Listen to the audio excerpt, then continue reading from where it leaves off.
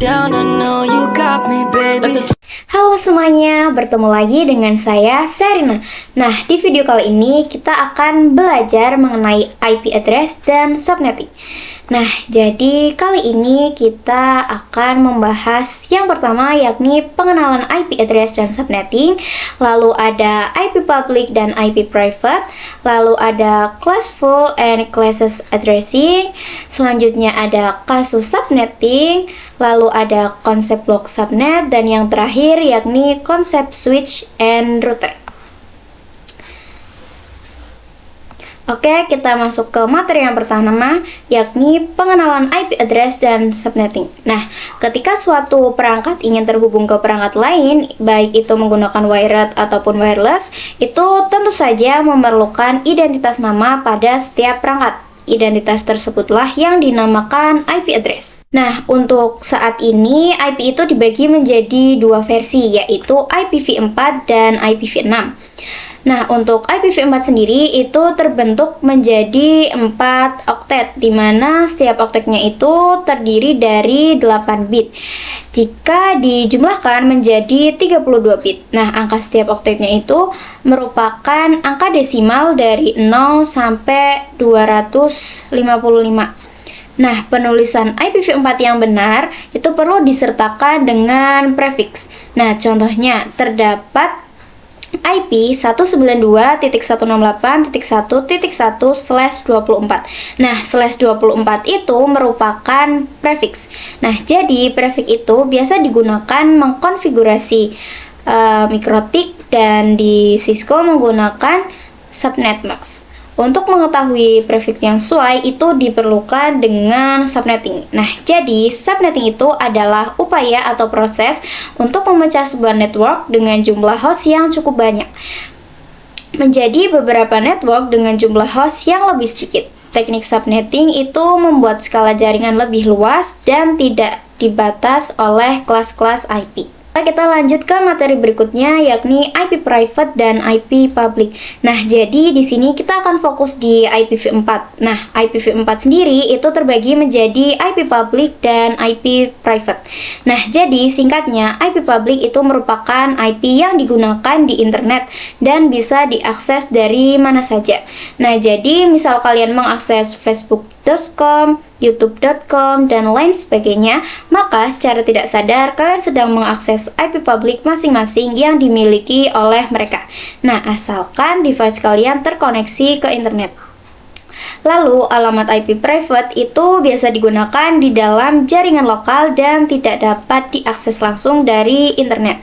Nah, ini tuh adalah bagian penting dari konsep yang dikenal sebagai Network Address Translation atau NAT, yang memungkinkan beberapa perangkat dalam jaringan lokal menggunakan satu alamat IP publik tunggal untuk berkomunikasi dengan internet. Itu contohnya pengguna dari IP private itu seperti sekolah ataupun kantor. Nah, jadi IP private sendiri itu terbagi menjadi 3 kelas ya, dan setiap kelas itu sudah didefinisikan /IP-nya masing-masing. Misal nih, di sini ada suatu kumpulan device di suatu ruangan dan ingin terkoneksi dengan jaringan komputer. Maka kumpulan device tersebut itu terhubung ke switch. Anggap aja ini switch ya teman-teman. Lalu kemudian dari switch itu terhubung ke router. Nah, di sini adanya kan konsep NAT ya. Nah, kemudian router ini terhubung lagi ke ISP. Nah, dari ISP barulah kita bisa terhubung ke internet. Oke, kita lanjut ke materi berikutnya, yakni classful and classes addressing. Nah, jadi di sini itu terdapat 2 gambar ya teman-teman, di mana gambar tersebut merupakan klasifikasi kelas IP public dan private. Nah, untuk IP public sendiri itu hanya bisa digunakan 3 kelas saja ya. Nah, untuk pengujian yaitu kelas A, kelas B, dan C. Nah, yang memiliki rank IP yaitu 0 sampai 127, kelas B 128 sampai 192, dan kelas C yakni 192 sampai 223. Nah, ini merupakan klasifikasi kelas private yang dimana di sini terdapat default subnet max-nya juga. Nah, subnet max itu sama dengan prefix. Nah, jika subnet max kelas A itu 255.0.0.0 maka /8. Nah, lalu jika subnet max kelas B itu 255.255.0.0 itu maka /16. Dan yang kelas C yakni 255.255.255.0 itu maka menggunakan /24. Nah, jadi kelas full addressing itu pengalamatan IP berdasarkan kelas, sedangkan classes addressing itu pengalamatan IP tidak berdasarkan kelas. Oke, berikutnya yakni kasus subnetting. Nah, untuk melakukan proses subnetting itu kalian akan melakukan beberapa proses seperti prefix yang sesuai, subnet max, IP network, IP broadcast, rank IP yang bisa digunakan. Nah, jadi penjelasannya itu prefix dan subnet max itu menentukan jumlah IP yang digunakan. Kalau IP network itu tanda alamat pada suatu jaringan LAN, dan IP broadcast itu alamat IP yang digunakan untuk melakukan pengiriman informasi ke semua host yang ada pada jaringan LAN tersebut, dan rank IP yang bisa digunakan. Nah, misalkan di sini terdapat kasus seperti jika saya memiliki sebuah jaringan LAN yang terdiri dari 12 PC.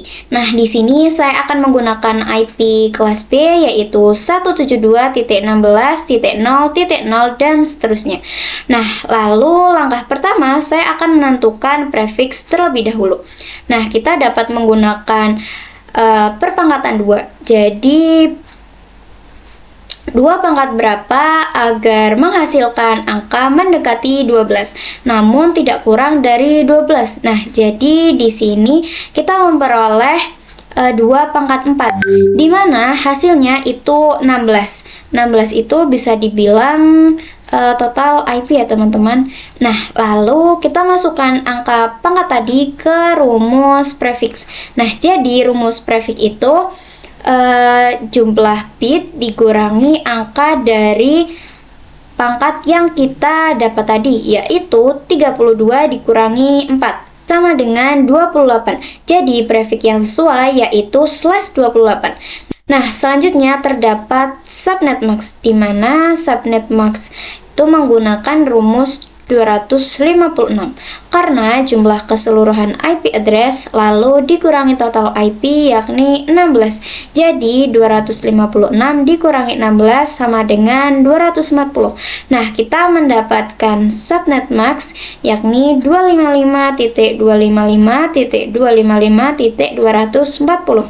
Nah, lalu kita dapat menentukan IP network dan IP broadcast. Nah, untuk IP network itu pasti diawali dengan 0. Lalu 16 itu merupakan total IP untuk angka ketiga yakni 32 yang dihasilkan dari total IP yang dijumlahkan. Jadi 16 ditambah 16 itu kan 32 dan seterusnya. Terus ini tuh dapat dari 32 ditambah 16 yakni 48. Nah, sedangkan IP broadcast sendiri itu jumlah IP network dikurangi 1. Seperti 16 dikurangi 1 itu 15 dan seterusnya. Berikutnya kita menentukan range IP. Nah, sebelumnya kita sudah menemukan blok subnetnya.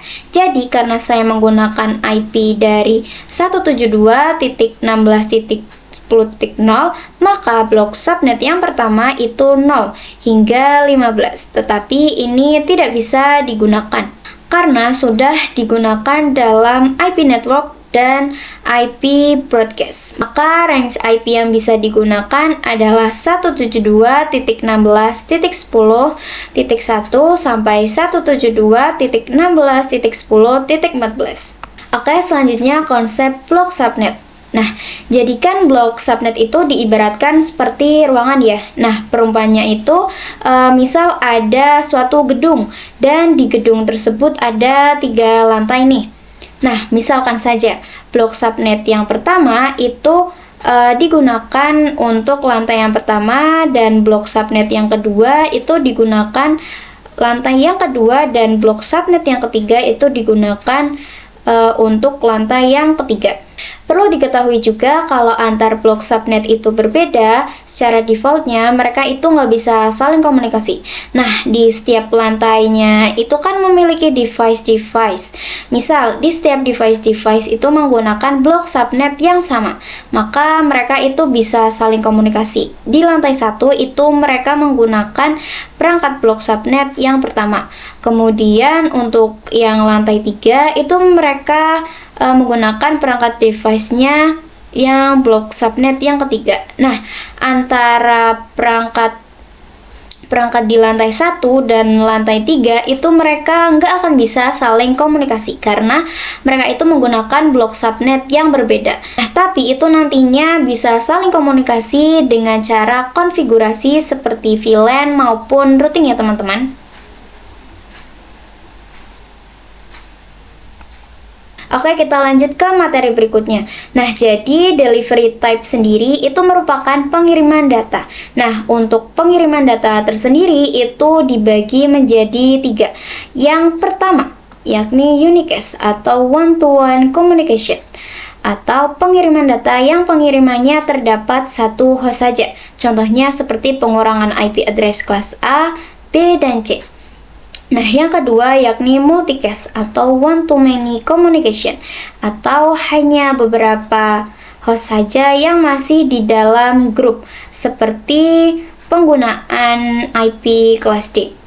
Nah, yang ketiga yakni broadcast atau one-to-all communication, atau pengiriman dari satu host. Nah, contohnya itu cara kerja ARP ke semua host dengan jaringan yang sama. Berikutnya yakni konsep switch dan router.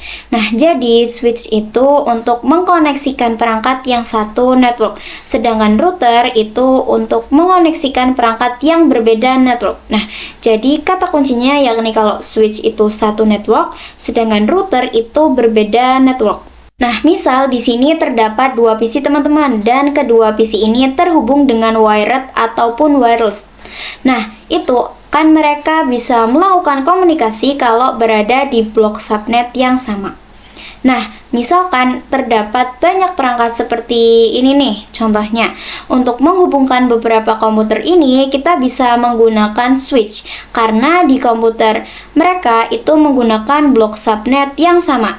Mereka ini bisa terhubung ke switch, biasanya menggunakan seperti kabel UTP dan sebagainya. Nah, kemudian di sini ada kumpulan PC lagi.